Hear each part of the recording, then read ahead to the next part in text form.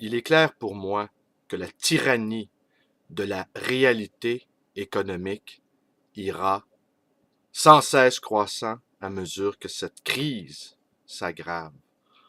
Bonjour, bienvenue dans ma bibliothèque. Nous sommes à Montréal le 27 février 2013. Mon nom est Bruno Lalonde. Alors aujourd'hui, je vous offre un petit éditorial en roue libre, inspiré les premières impressions sur la manifestation qui s'est tenue hier à Montréal le 26 février pour la gratuité scolaire. En commençant, je vais rappeler que Mathieu Bock-Côté dit avec beaucoup de justesse que la manifestation d'hier, au fond, était la démonstration de la réapparition d'une gauche radicale. C'est vrai, mais il y a quelque chose qui m'étonne un peu dans les arguments de Mathieu Bock-Côté.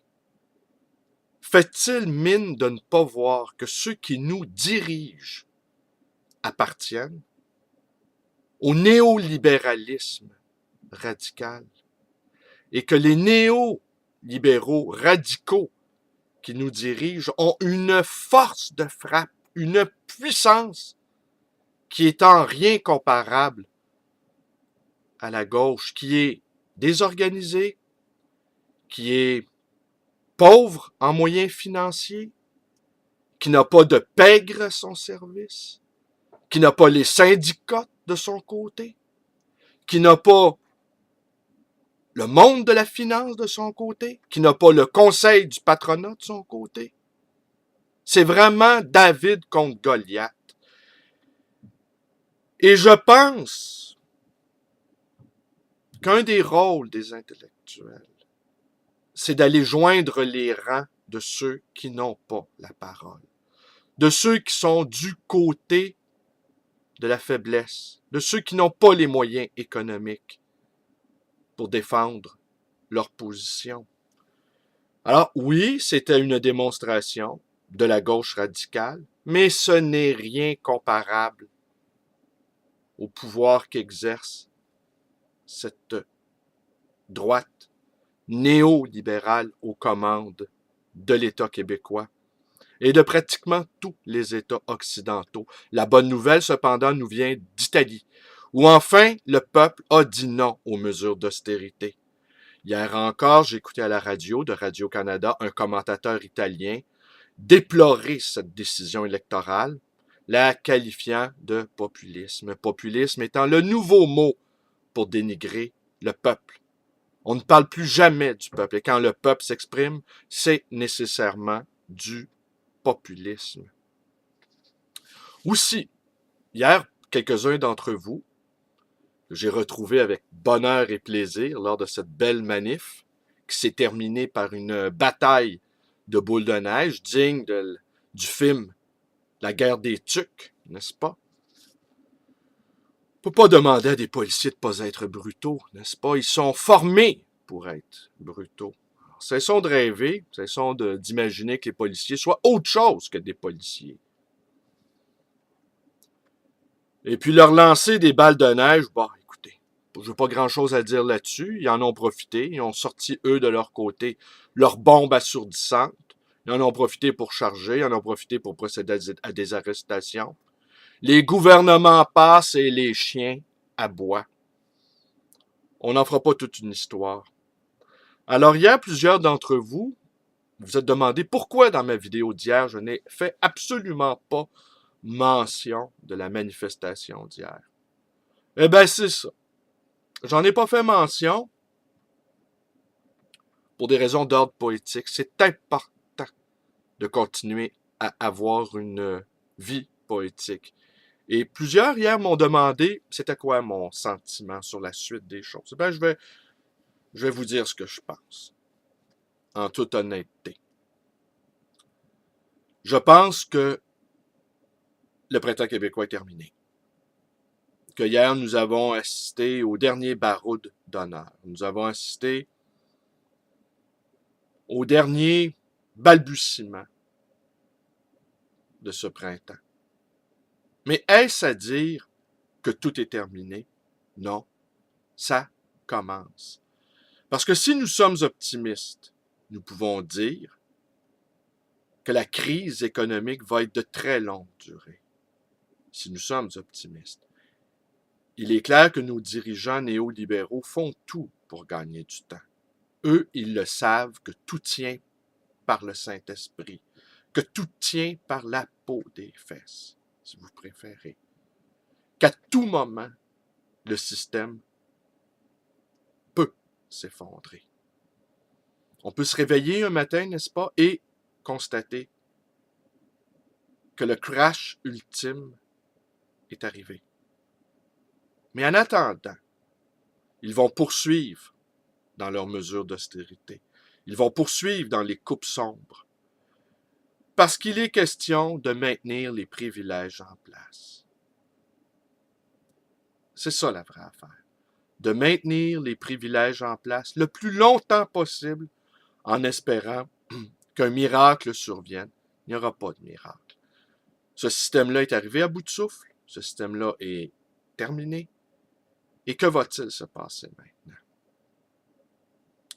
Alors moi, ce que je pense que nous devons faire, nous, les insurgés, ne plus rien attendre des partis politiques traditionnels.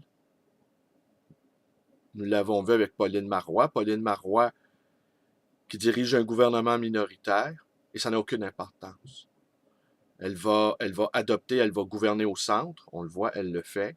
Et il est possible que ce succès d'entente, entre guillemets, avec certaines fédérations étudiantes, lui fait gruger des votes du côté de la droite, représentée par François Legault. C'est possible. Mais ça ne change rien à l'affaire. Ce système-là est rendu à bout de souffle. Les manifestations auxquelles nous avons assisté au printemps dernier vont revenir. Oui, elles vont revenir. Et là, cette fois-ci, c'est quand ils vont faire des coupes dans la fonction publique, quand ils vont faire des coupes chez les syndicats. Là, les syndicats vont revenir dans la bataille. Est-ce que nous, insurgés, est-ce que nous, militants de la base, qui ne sommes représentés par aucun syndicat, allons-nous descendre dans la rue? Oui, sans doute. Sans doute, sans doute, sans doute. D'ailleurs, à ce propos, j'ai bien hâte de voir à la commission Charbonneau, j'ai bien hâte de voir les leaders syndicaux, les leaders syndicaux, qui eux aussi ont eu des accointances avec la mafia italo-montréalaise. J'ai bien hâte de les voir, eux aussi. Alors, c'est quoi nos options? Eh bien, les partis politiques traditionnels, c'est terminé. Le militantisme doit prendre la forme de réseaux d'entraide. Nous devons nous regrouper en petites cellules et pratiquer le troc, l'échange de services, se porter assistance psychologique aux uns aux autres, se porter assistance émotionnelle aussi aux uns et aux autres. S'il y en a qui ont plus de moyens, ben peut-être aider financièrement les plus démunis parmi nous. Se tenir ensemble. Parce que quand ce système économique-là va finir de s'effondrer, eh bien, nous serons prêts, car nous aurons développé une solidarité réelle et existentielle. Une solidarité de base. C'est à ce prix-là que nous allons réussir à passer à travers. Car cette crise-là, comme je vous l'ai dit, si nous sommes optimistes, elle va durer longtemps. Pour ma part, je m'attends à un effondrement à tout moment. Et là, ça va être du sport. Ça va vraiment être du sport. Alors, il faut examiner nos options, il faut examiner nos atouts, mais assurément, notre carte majeure, c'est la solidarité de petits groupes constitués, organisés, qui ont établi une ligne de partage entre eux. C'est ici que réside notre espoir. Hier, j'ai rencontré beaucoup de jeunes qui étaient très découragés de la tournure des événements. Eux s'attendaient probablement à une sorte de révolution ou à une sorte d'insurrection généralisée. Je comprends leur déception, mais nous étions des centaines de milliers à sortir dans la rue le printemps dernier. Nous serons encore des centaines de milliers, sinon davantage, quand la crise va connaître un nouvel accès de fièvre.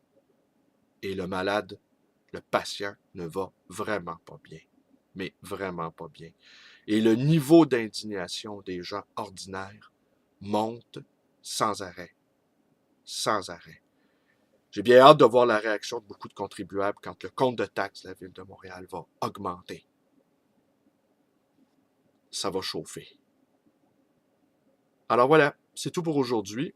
Alors j'en profite, je vous salue tous. Je salue Martin, Martin l'homme papillon qui saura se reconnaître. Martin, le ténor du cœur des carrés rouges. On n'a pas beaucoup chanté hier, on n'a pas beaucoup scandé de slogans. Ça ressemblait quasiment à une marche, je dirais pas d'adieu, mais une marche d'au revoir. Alors c'est tout pour aujourd'hui, je vous remercie d'être avec moi. Mes vidéos vous plaisent, abonnez-vous à ma chaîne. Si vous voulez devenir un ami du temps Facebook, joignez-vous à ma page. Si vous voulez me téléphoner, vous pouvez le faire dans le 514-736-0999. Et vous pouvez également me rendre visite à cette librairie d'occasion, le Livre Voyageur dans le quartier Côte-des-Neiges à Montréal. Merci et bonne journée. On avance, on recule pas. Au revoir.